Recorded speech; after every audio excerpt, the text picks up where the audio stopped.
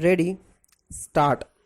माननीय सभापति जी, मुझे इस बात की प्रसन्नता है कि माननीय सदस्यों ने अविश्वास प्रस्ताव पर अपने विचार बड़ी भावना के साथ और अपने दिल की गहराई के साथ प्रकट किए हैं। आज हमारे देश की एकता को खतरा पैदा हो गया है।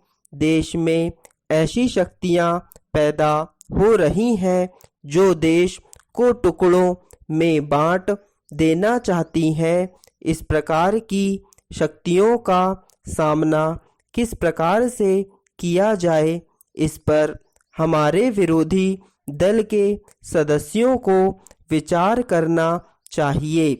लेकिन देखने में यह आता है कि विरोधी दल देश की मूल समस्याओं से मुंह मोड़कर दूसरी साधारण बातों की ओर ध्यान देने लगता है। मैं विरोधी दल के नेताओं से निवेदन करना चाहता हूं कि ऐसे अवसर पर जब हम विचार करना चाहते हैं जिनके लिए हमारे देश में क्षेत्रीय प्रश्नों को लेकर, भाषा के प्रश्नों को लेकर हमारे नागरिक आपस में एक दूसरे के खिलाफ लड़ रहे हैं, ऐसे प्रश्नों पर विचार करते समय हमें दलगत राजनीति से अलग होना चाहिए।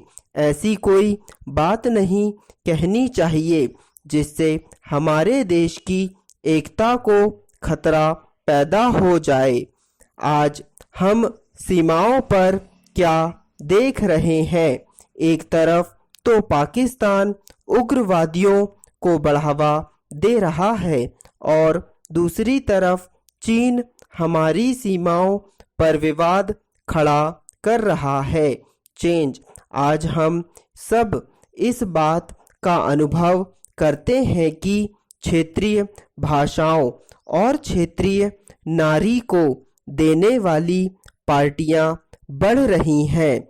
इनका मुकाबला हमें राजनीतिक स्तर पर करना चाहिए।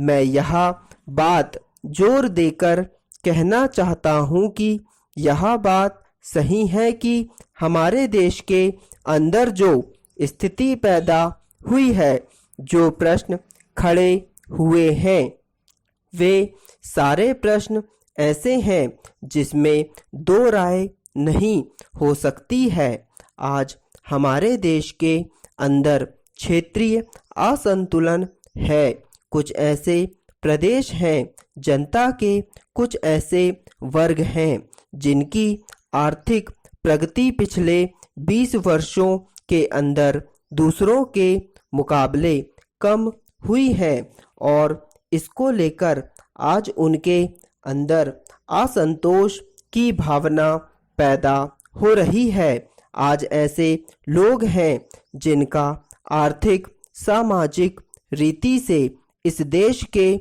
अंदर शोषण भी हो रहा है और वे यह महसूस करते हैं कि उनका राजनीतिक शोषण भी हो रहा है।